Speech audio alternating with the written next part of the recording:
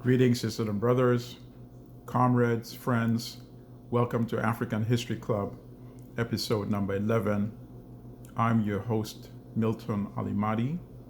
The last episode, we looked at the enslavement era, the enslavement regime, until the very end, when we found out that the same European powers that had been in the forefront of promoting enslavement of Africans to build wealth and prosperity for Europe by sending Africans into the so-called New World, into the Americas, to produce precious commodities and to produce agricultural commodities that empowered Europe's economies. So now we move into the era when production is shifting to the factory system. The Industrial Revolution has occurred in England from 1760 to 1840. So we're moving into a new production system now. So by this time, the enslavement system is standing in the way of manufacturing production. Now, the desire by capital is for wage labor, cheap wage labor, and consumers for the products coming out of the factories, and primarily the demand also for raw materials for these factories, which are and were in abundant supply on the African continent. So the way I'm going to deal with this era of European invasion, African resistance, and ultimately colonization, I'm going to break this set into three parts. So we'll do 3 podcasts in a row focusing on this whole colonial enterprise. And the first part, I will deal with invasion, resistance, and conquest. And then in the second part, I'll deal with the colonial regime itself. And then finally, I'll deal with African nationalism and formal independence of African countries. So to start off, I'd like to say unequivocally that colonialism was simply a continuation of enslavement. And what had enslavement done? Enslavement had essentially set Africa as an appendage of Europe, or now the industrial world, in a dependent and peripheral condition.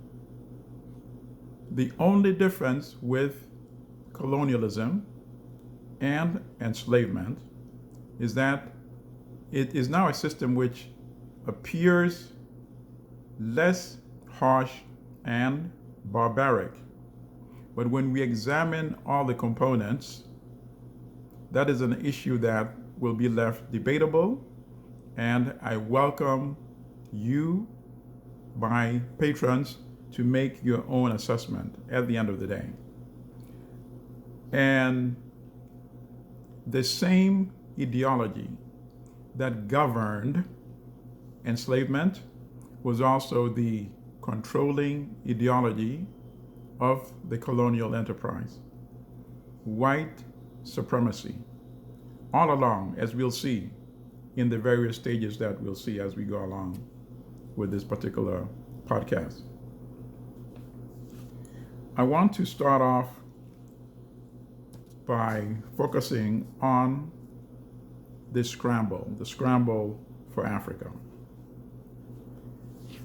I want to show some of the governing racist ideology that was propelling this enterprise. Forget all the talk about colonialism being Europe's way to want to civilize Africa. It's, completely nonsense. It was all about commerce and all about profit. But in order to move into this new stage of exploitation in Africa, the European powers had to gain the support, or at least to diminish any opposition to colonialism in Africa. So the first thing that the colonialists did was to send so-called explorers to Africa. And there were many. But for our particular podcast today, we'll focus on one, Samuel Baker, whom we've mentioned in one of our previous podcasts. A European, a Briton, who went to East and Central Africa and parts of North Africa as well. And he wrote a book in 1866 called Albert Nyanza. And in this book, he essentially summarizes the colonial enterprise.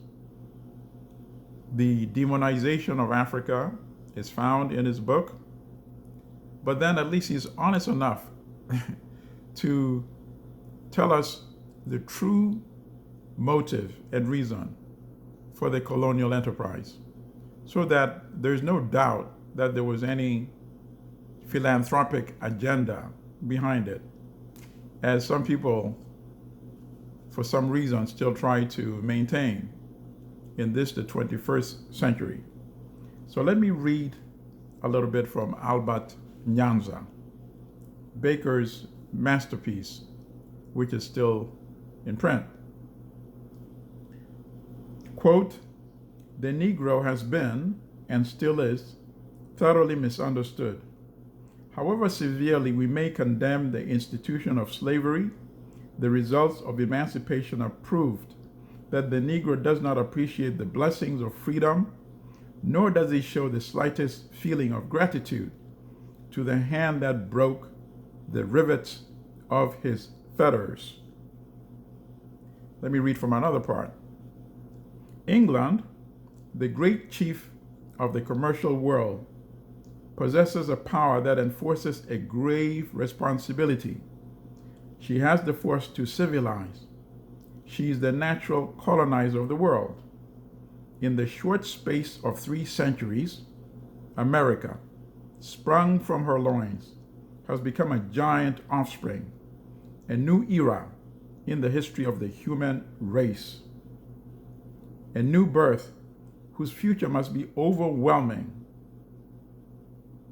And then Baker goes on to say that England's remaining task is now to, quote, "wrest from utter savagedom those mighty tracts of the earth's surface wasted from the creation of the world, a darkness to be enlightened by English colonization." Okay, so that's the whole civilizing mission part. But let's get to the meat of the matter. Quote, "The savage must learn to want. He must learn to be ambitious and to covet more than the mere animal necessities of food and drink. This can only be taught by a communication with civilized beings. The sight of men well clothed will induce the naked savage to covet clothing and will be the first steps toward commerce. To obtain the supply, the savage must produce some articles in return as a medium of barter, some natural production of his country, adapted to the trader's want." So there's no debate in terms of what the colonial enterprise really is about. This is the early, how should I say, spy, scout, going to examine the African terrain and to find out where the valuable resources of the continent reside, and to map it out in his book. So if you really look at that book, you could see it as a document, a blueprint for his government back in England to then plan the colonial enterprise. So it was no accident, it was not an accident that the areas that Baker so-called explored and was guided around by Africans to lakes that he then renamed, such as Lake Albert. Lutanzige renamed it in the name of the husband of Queen Victoria.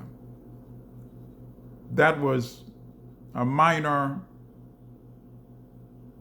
arrogant activity. But his main purpose was mapping out where the riches of the continent lay. So that was the propaganda promoting the white supremacy. That was the governing ideology, the rationalization for seizing Africa. So now let's go and see how this ideology is echoed here in the United States by the New York Times. Let's examine an editorial, a commentary published in the New York Times, July 1st, 1877, under the heading, Africa. It's relatively long, so I will read parts of it, the essential parts. Quote, "The history of that dark continent, so far as known to us, presents an awful retrospect, and one all the more dreadful when we take into account the kindly and affectionate qualities of so many of its primitive people, to which Mungo Park, Livingston, Grant, Schweinfurth, and Cameron have borne witness." And these are the names of other so-called explorers. "It is expressibly sad to think of the unnumbered ages through which these poor dark savages have continued, scarcely advancing beyond the elements of art and science, and even of language, from within, destroying and devouring one another, willingly offering their throats to the knives of sorcerers, or paving the deep grave pit of some bloody monarch with the living, trembling bodies of 100 of his young wives. There is an old touch, a tertiary or pre-tertiary touch about them, affiliating them with the ancient hippopotamus and the crocodile." Okay, so that's the demonization aspect. Now let's get to the meat of the matter in this Times commentary from 1877. Quote, "Surely, here is a case where the introduction of European civilization would be most justifiable and might well repay the cost. In the interest of England, the African continent might be made really to correct the balance of the old world and enable us to keep in front of such expanding nations as Germany and Russia." So this is 1877, where Africa is now being seen as a side piece to redress contest among European nations. Africa does not exist to them as an independent, separate entity. Africa is seen, what can we take from Africa to give us Europeans an advantage over other European powers? So this was the entire motive for the colonial enterprise. So obviously now you have England, you have France, you have Germany, you have Belgium, you have Portugal, you have Spain, you have Italy, all these countries vying for territory in Africa, which would accomplish a number of things. Would give them a consistent location for raw materials. It would give them monopoly exclusive consumers of the products coming out of their factories.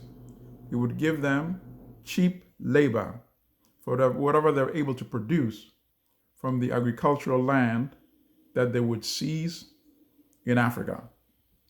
Now, the Europeans did not want to fight amongst themselves for African territory.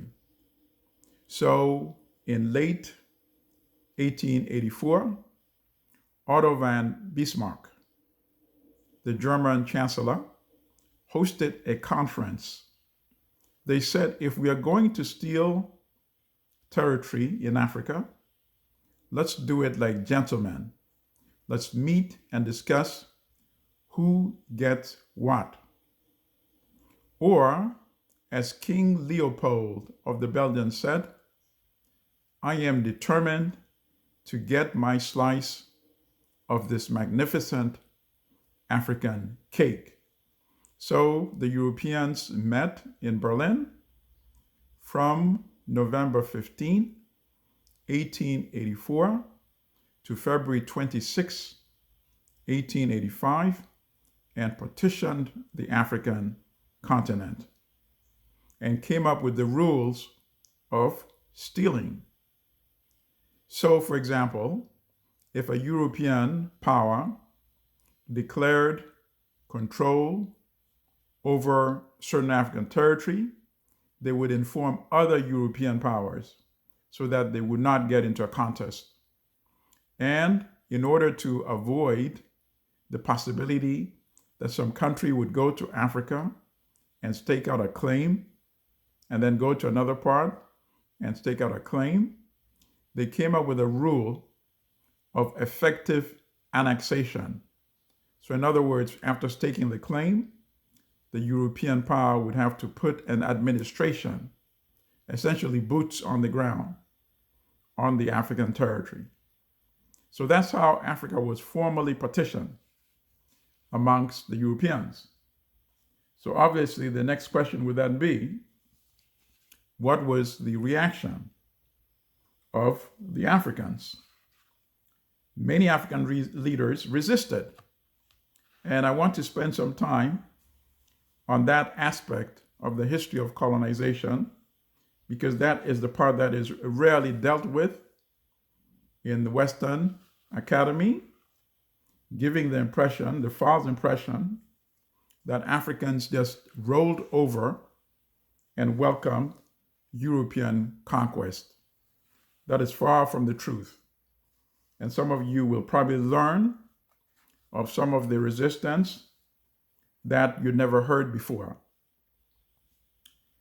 So let's start with the resistance of the Asante Empire. Now, by this time, some of you might be asking, why is it that it is not until the late 19th century that Europe is now coming to seize territory in Africa?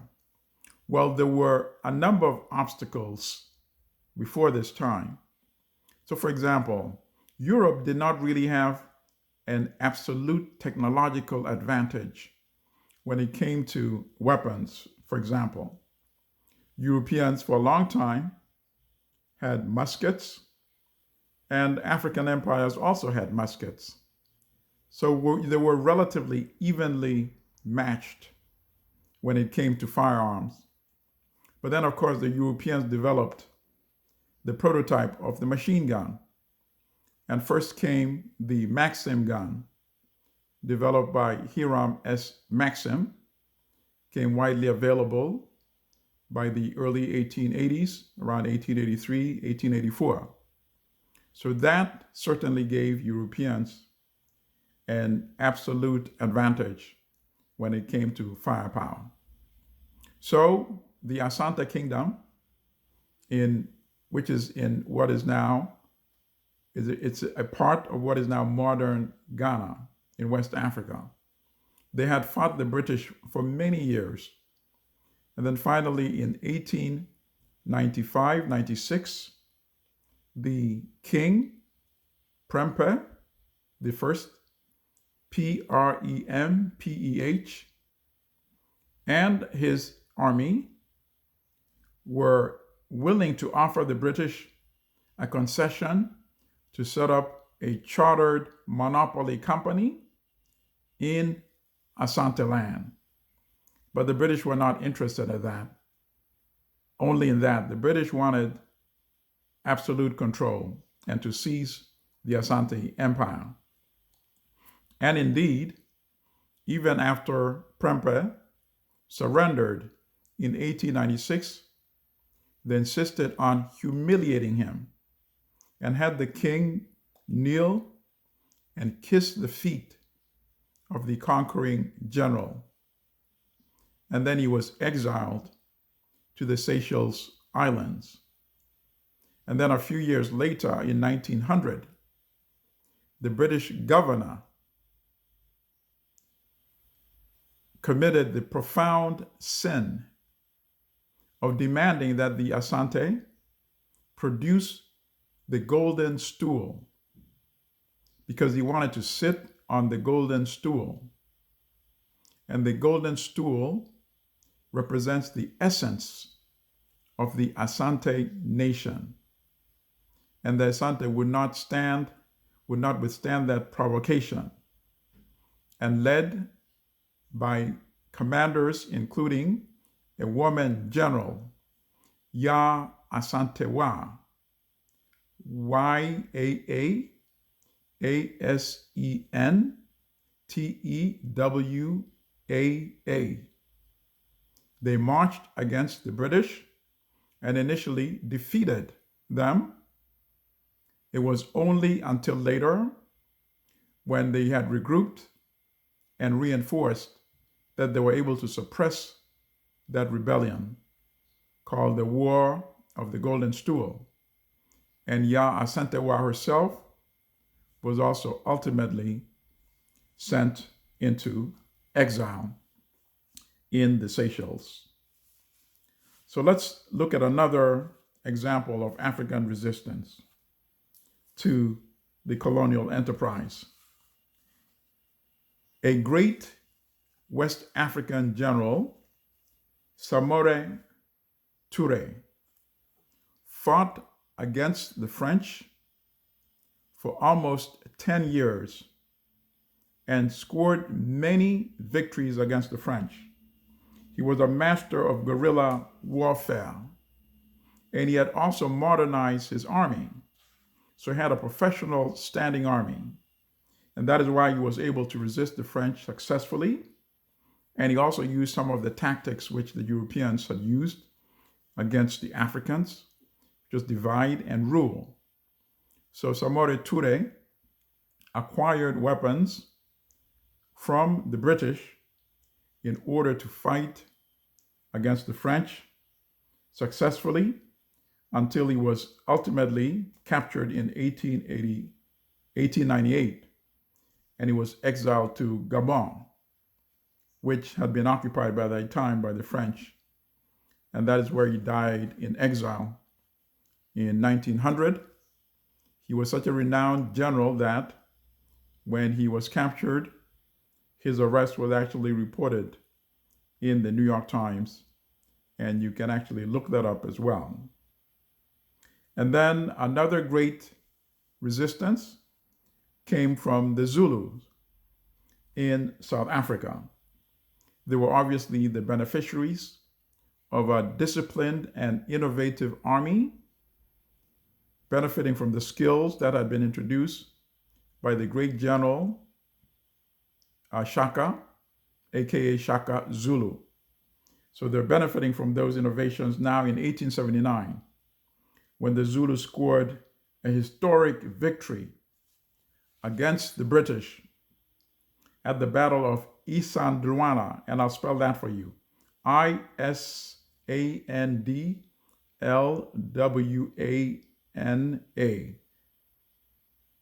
under the command of General Nshingwayo Koza on January 22, 1879. And I'll spell his name for you. NtshinGwayo, and his last name is Khoza. and defeated the British commander Henry Pullane, Pulleine, who was also killed at that battle, where 1,350 British soldiers were wiped out. And in this case, there was also much later when the British came back with reinforcements and ultimately defeated the Zulu Empire.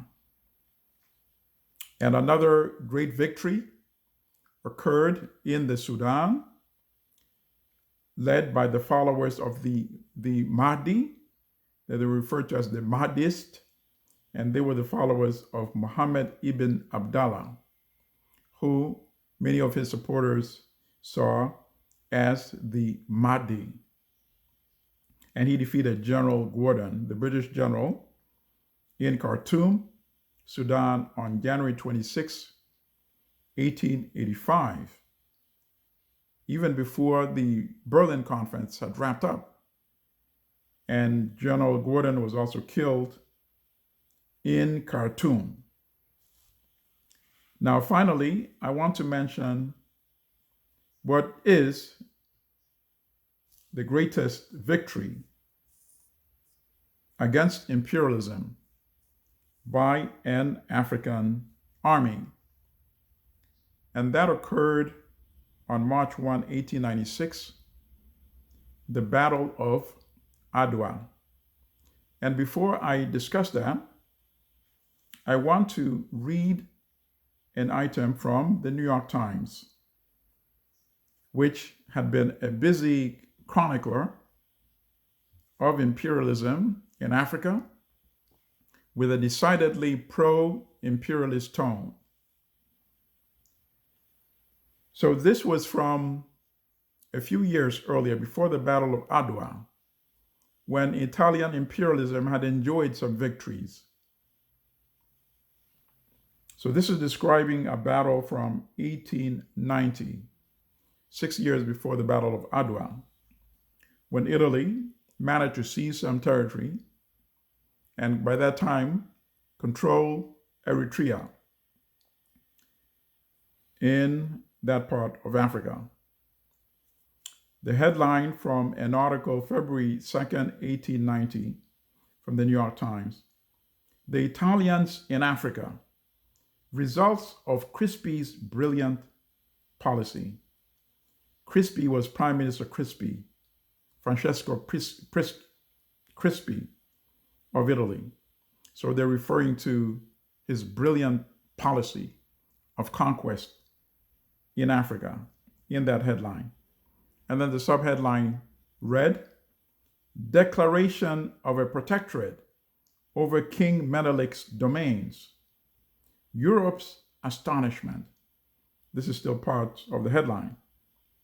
And then it described how, quote unquote, all the tribes had submitted and surrendered to the Italians, and that the Italians had defeated a famous Ethiopian general called Ras Alula Engida, who was a renowned general and was compared to the Italian general and hero of Italy's independence, Garibaldi.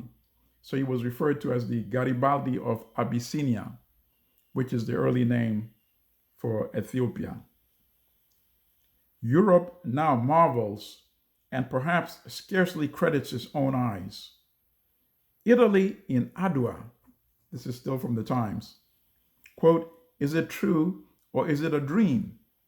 Nothing in the world has the power to drive the Italian troops from their central position."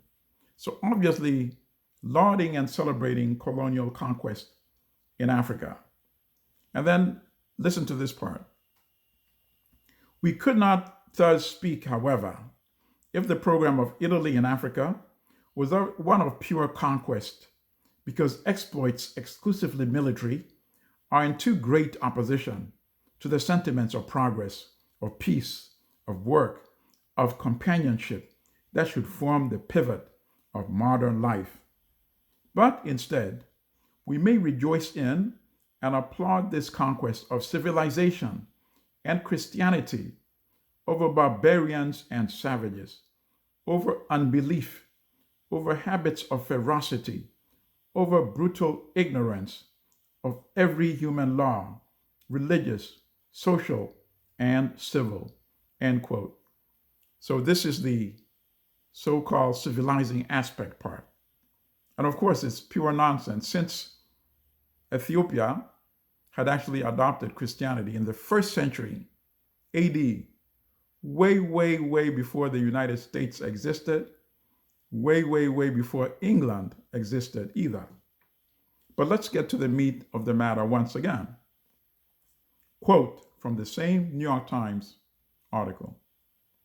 The water roads of Africa and the large commercial arteries in the hands of Italy, signifying that they are also in the hands of the civilized world, which can now introduce without fear the benefits of commerce, of exchange, of relations of any and every sort, and in short time produce the best profits from the immense natural wealth existing there. Once again, as I said from the very start, the colonial enterprise was always about commerce, was always about profits.